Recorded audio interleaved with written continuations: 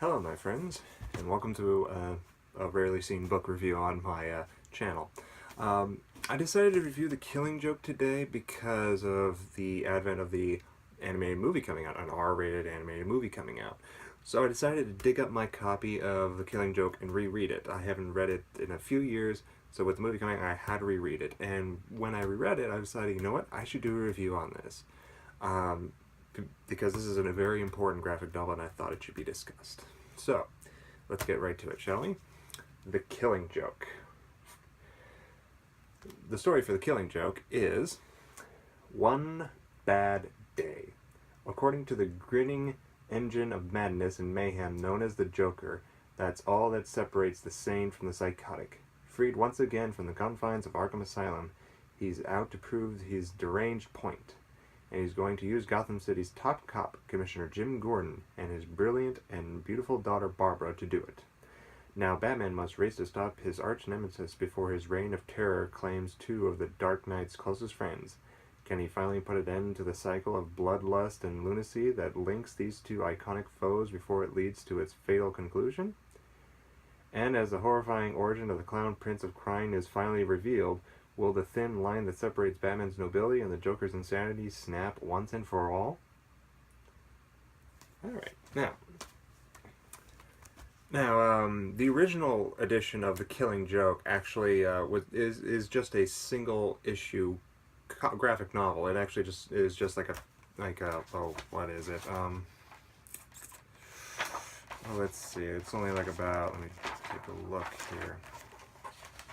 Probably only about like 20 pages. No, I wouldn't say 20 pages. Like about half of this book. It's like a good 30 or 40 pages of just The Killing Joke. And it was just in this one single issue, and the images are just beautiful. Every single frame is just beautiful, beautifully drawn. The characters are well dressed. Batman's costume is amazing. The Joker is just perfect. Everything about the Joker is just perfect in this story. Just visually, it is just perfect. But the original issue just had a great coloring, but the flashbacks in the Joker's mind of how he became the Joker, what the original artist wanted was that he wanted the flashbacks to be more of a mixture of black and white and sepia tone. But for some reason, the colorist decided to put in more Watchmen colors, so the flashbacks had like these purples, yellows, and blues in them, and they looked more like something out of Watchmen, and the artist didn't really like that.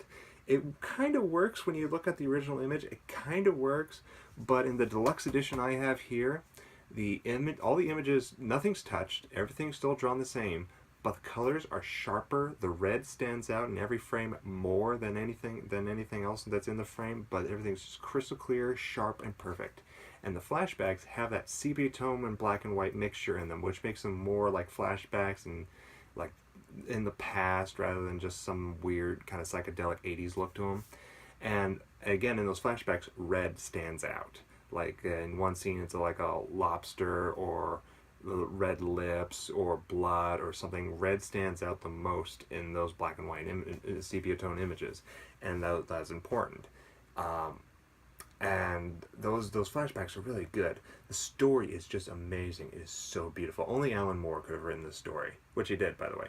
He did write the story, but only Alan Moore could write something like that and put a suggestive origin story to a maniac that nobody knows an origin story to, and suddenly you feel sympathetic to this character. It is really good. There's nothing I can really nitpick about this story. There's nothing bad. It's just 100% perfect, this story. Everything is beautifully written. The characters are well drawn. On images, coloring, everything is just perfect. This is a must-read for any Batman fan or comic book fan or anybody who's looking into comic books. This is a must-read. Totally. Now, after mention, now that I've said all that, and I said this word earlier, I said suggestive origin story. And it's not a full-blown origin story. It's not a 100% origin story because it is suggestive, because the Joker made it up on the spot that when he planned this whole thing, he made it up then and there, and then he created this whole master plan to prove his point. In the story, after we see the whole entire flashback of how the Joker became the Joker, he's talking to Batman through a microphone on an overcom system in this theme park, and he says the words, "You know, if I'm to have a past, I prefer multiple choice." And so that kind of tells you right there that he made that up. That's not his original origin. It's just made up, flat out done. And also, I think a few years later, there was another story called Arkham Asylum: A Serious House on Serious Earth that kind of continues on this suggestive origin story thing, to where this Joker psychiatrist says the Joker is not insane; he's super sane. Everything makes sense to him. Nobody else gets it, but it makes absolute sense to him. And that every single day he creates a reason why he's here, and only he knows it. He understands it, and it's only real to him, nobody else. Because every time he tells somebody how he came here, it's always different.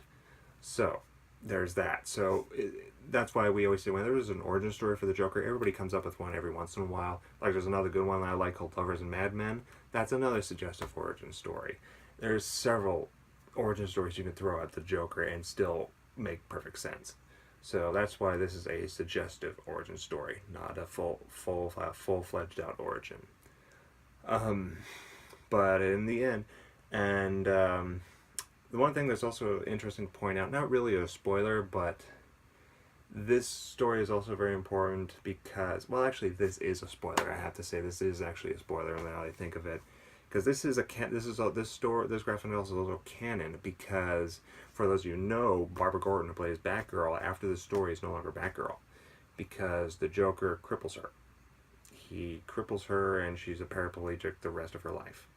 And she no longer becomes Batgirl, somebody else takes over, and Barbara, still wanting to join in on the fight against crime, decides to help behind the scenes. She becomes the Oracle.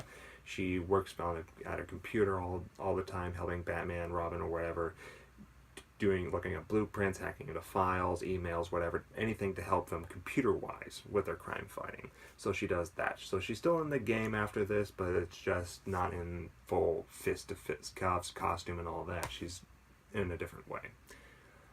So that it's kind of cool in that sense also. So, and also another thing that makes this important also, this one is not really a spoiler, but at the end of the story, the Joker says a joke, an actual joke, and Batman laughs.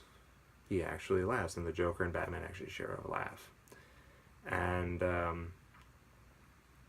it was beautiful, actually. You actually do yourself laugh, because it actually is a good joke. Yeah, it's actually kind of funny. I won't say it because when I say it, it doesn't sound quite right because I kind of haven't mastered it yet. But if you read the story in your own voice, you can kind of hear how the Joker would say it, and then it's more hilarious. And that's the end of that story, The Killing Joke. The edition I have, which has the updated images, also comes with another story that's basically about a guy who's just admitting to his home video camera and telling about these crimes he wants to do, including killing Batman and some other crimes he has done. And then after he kills Batman, he's going to do something else. So, and he's just going to get rid of images and stuff. And it's kind of like an eerie story. It just kind of creeps you out a little bit. Like, wow, it's just really creepy, and it kind of makes you wonder, who is this guy? There's a lot of mystery to it, and you're not entirely too sure about it. But it was kind of a nice, eerie kind of tone to end the graphic novel, on, because, like I said, The Killing Joke is just one small little story, so there's plenty of space to put into the actual, hard book or something like that, so they added another story. It's kind of a nice little eerie way to kind of end it, to kind of say, you know what, there's other creepers or criminals out there other than Joker, or something like that. Batman's still always in danger, or nobody's safe, or something like that. But yeah, everything's just really beautiful. I have to give this, as a full review, I have to give this 5 stars out of 5.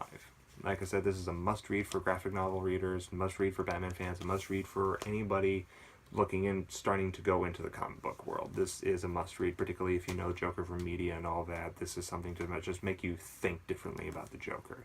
Because psychologically, everybody just knows the Joker is a mad, raving, psychotic killer who just kills everybody, just weird, sick jokes or stuff like that. This origin story, even if you read other origin stories, this one will make you think. This one will make you think, God, can I become a Joker? Just through one bad day, can I become a Joker? Just like the worst possible day, can something make me snap? Because with anybody, even a hero, even a villain, it always takes one moment that'll make somebody a hero or a villain. Like Batman, his parents were killed in front of him. He becomes Batman. Joker, we don't know what, but if this what happened in here is what happened, then that would make perfect sense as how he became the Joker. Everybody has an origin, and so it's always usually just one bad day. So, yeah. Well, that's the end of The Killing Joke. I'm currently working on Nightfall Part 2, which I hope to get to, and I'm also reading A Death in the Family, which is another very important graphic novel, and I will review that one when I finish. Thank you for watching, and have a nice day.